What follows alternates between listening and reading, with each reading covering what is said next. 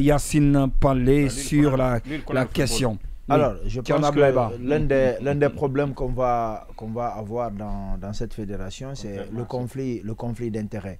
Vous savez que ça a miné le football guinéen avec l'ancienne fédération. On avait une équipe... Bon, je n'ai pas envie de personnaliser, mais on avait quand même une équipe qui était, on voyait, favorisée, qui jouait quand elle voulait, elle pouvait avoir jusqu'à 7 matchs de retard. Oui, c'était clair pour tout le monde. Et la preuve en est que dès qu'il a quitté la tête de la FEGIFOOT, son club n'a plus été champion. C'est dire un peu tous les problèmes que cette fédération rencontre. On ne peut pas avoir son club et être président de la fédération guinéenne de football. Parce qu'après, on m'avait dit non, il a laissé le club et maintenant c'est son fils qui gère. C'est quand même son fils qui gère son club. Et lui, il est à la tête de la fédération. Et parfois, c'est lui qui finançait les arbitres. Parfois, c'est lui qui finançait un certain nombre de coachs. C'est comme quand la paix était à la tête du Orea. Il était entraîneur de Orea, mais il avait quand même son club qui était Séquence. Et donc, dès que tu jouais, en fait, vous étiez assuré que Orea allait avoir 6 points avant que vous ne commenciez le championnat. Parce qu'à chaque fois qu'il va rencontrer Séquence, ils vont quand même lever le pied pour ne pas que Orea perde. Orea ne peut perdre contre Séquence que s'ils sont assurés d'être champions. Vous voyez, c'est ce genre de conflit d'intérêts. Maturé est quand même président de fédération, président plutôt de club. Lorsque lui, il est président lorsque lui, il est président de fédération guinéenne de football, comment voulez-vous que même inconsciemment, que les arbitres ne favorisent pas le club du président. C'est ce qu'il faut combattre, justement. Oui, mais c'est ce qu'il faut combattre. Il fallait même pas le dire, parce que quand vous le dites, c'est comme si vous êtes en train de nourrir cela dans l'esprit des gens. C'est pas parce que Maturin est président d'un club, il se retrouve à la tête de la fédération qu'on doit favoriser son club. Il faut combattre l'esprit de la carrière. Je fais un constat, et ce constat est que Maturin... Justement, c'est ce combat, il faut combattre ça quand même. Oui, mais c'est en dénonçant aussi qu'on combat. Oui. Voilà, puisque je n'ai aucun autre moyen de le faire que de dénoncer. Il peut changer les choses peut-être une fois. Non, mais attends, c'est beaucoup d'argent qui se trouve en jeu. La Ligue des Champions rapporte énormément. Je parie que si demain il a une possibilité d'influencer pour que son club se qualifie en Ligue des Champions, il ne va pas s'en priver. Je pense que justement, il faut combattre. Moi, je ne suis pas pour Paul, pas pour Pierre, pas pour Tartampion. Mais je me dis, si on veut que notre fédération progresse, Diallo, qui est à la tête de la Fédération française de football, il travaille avec quel club? Aucun. Le président Tebas, il a des problèmes parfois avec le Real, avec le Barça. On l'a vu dire, vous n'inscrirez pas Messi parce que vous n'êtes pas dans les normes. Pourquoi il fait ça? C'est parce qu'il est indépendant de tous les autres clubs. Comment est-ce que vous pensez qu'aujourd'hui, si Maturin est à la tête de cette fédération, il va dire que lorsque ça avantage CIK en fait, de ne pas le faire, il ne va pas le faire. Je dis qu'il faut qu'on réfléchisse sur le profil. Non, il est à la tête d'aucun club. Aujourd'hui, à date, en tout cas, ce que je sache, à moins que je ne me trompe. C'est un ancien international guinéen. Il a été manager de foot. Il a été. Justement, c'est tout ça qu'il faut revoir. C'est tout ça.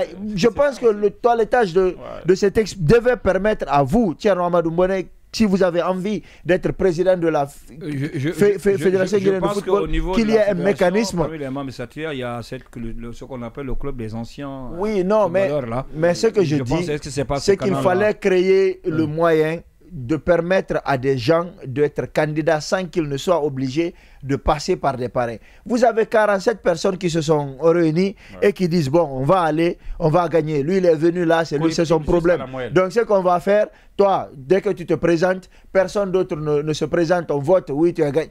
Mais ils ont fait c'est comme ça qu'Antonio est devenu président.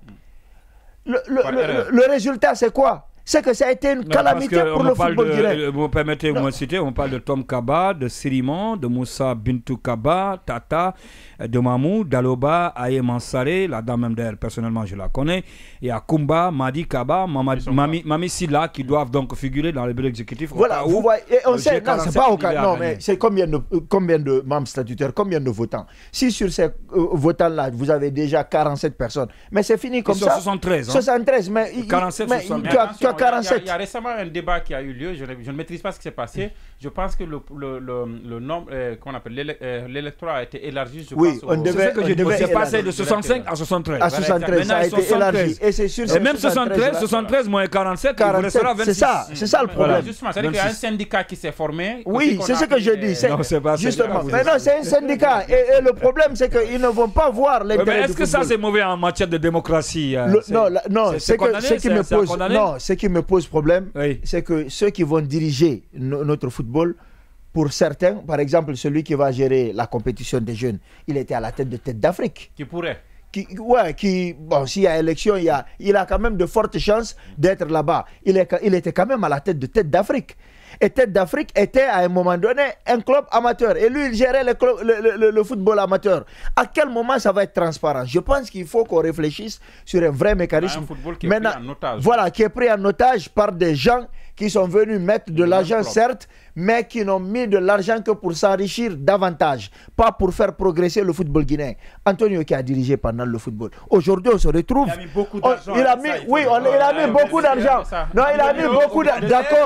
D'accord, il a mis beaucoup d'argent. Le résultat de ces beaucoup d'argent-là, c'est qu'on n'a même pas un stade. Non, on n'a pas un stade. Si on n'a pas le stade, c'est la faute à Antonio. Oui, c'est la fédération qui doit... Mais le pays, va où? Non, mais si on n'a pas de stade, tu veux dire que c'est la faute à Antonio? Et tu veux que je prenne le ministre de la Santé pour dire que c'est à cause de lui? Mais c'est la fédération, c'est sa capacité. Le football guinéen est parti. Quand il arrivait, on va donner la chance à Diallo aussi. Quand il arrivait, on avait quand même un stade. Quand il arrivait, on avait quand même un stade où on jouait. D'accord. Voilà, ce que je suis en train de... rapidement, résumé maintenant. On a la parole à Diallo. Je suis quand même déçu que ce soit des gens comme Mathurin qui soient en pole position. Ah bon? Parce que je pense qu'ils ne peuvent pas. D'abord, il ne connaît pas le football. Il ne le connaît pas. Non, il ne le connaît pas. Ça, c'est trop non, il ne le connaît pas. Non, mais il ne le connaît pas. On l'a vu. Son résultat est cataclysmique. Il ne le connaît pas. Non, mais il ne le connaît pas bien. Il ne connaît pas le football. Organisé régulièrement. Non, il ne connaît pas le football, Mathurin. D'accord, on va la parole à Alpha Mamadou Diallo. Alpha, oui, je pense qu'en termes de connaissance de football, il n'y a pas match entre lui et Akabé. Mais quand quelqu'un qui a un club qui a été président de il a été président d'un club qui a joué Alpha Mamadou. Alpha, oui. C'est ça. D'accord, Alpha, oui. Alpha, rapidement. Même Akabé, en réalité, ce sont les mêmes. Oui, Alpha. Rapidement, on va donner la parole à Alpha, oui. D'après tout ce que j'ai écouté, d'après tout ce que j'ai écouté ici, c'est que sûr, c'est le moins mauvais qui sera élu. Malheureusement, ça va être ce standard-là.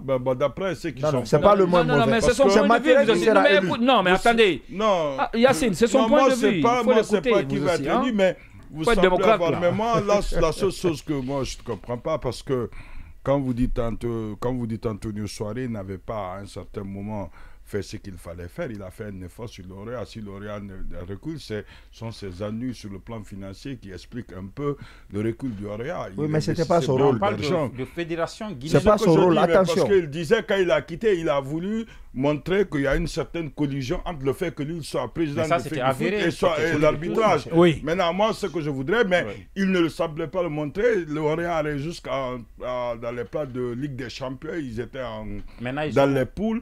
Aujourd'hui, ils n'en ont pas, puisqu'il y a moins d'argent.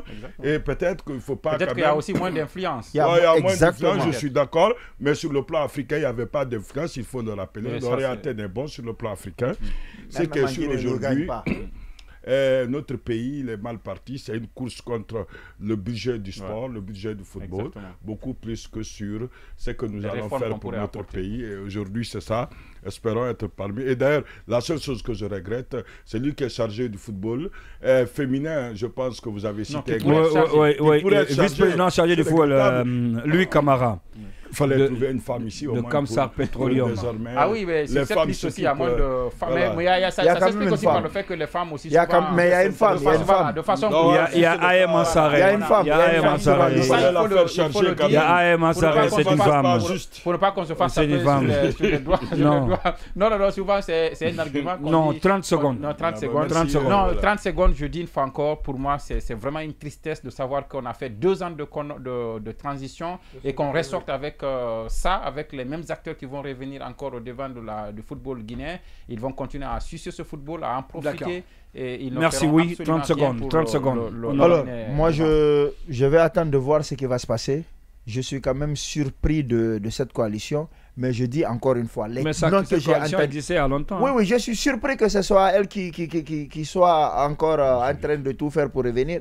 Mais les noms que j'entends ne me rassurent pas. Et je pense que ne soyez pas surpris que dans quelques années, on soit encore amené. Non, il ne faut pas nous souhaiter un autre connard. Hein? Non, mais attends, moi je dis, Dieu n'est pas guinéen. Vous regardez les actes et ce sont vos actes qui entraînent des conséquences.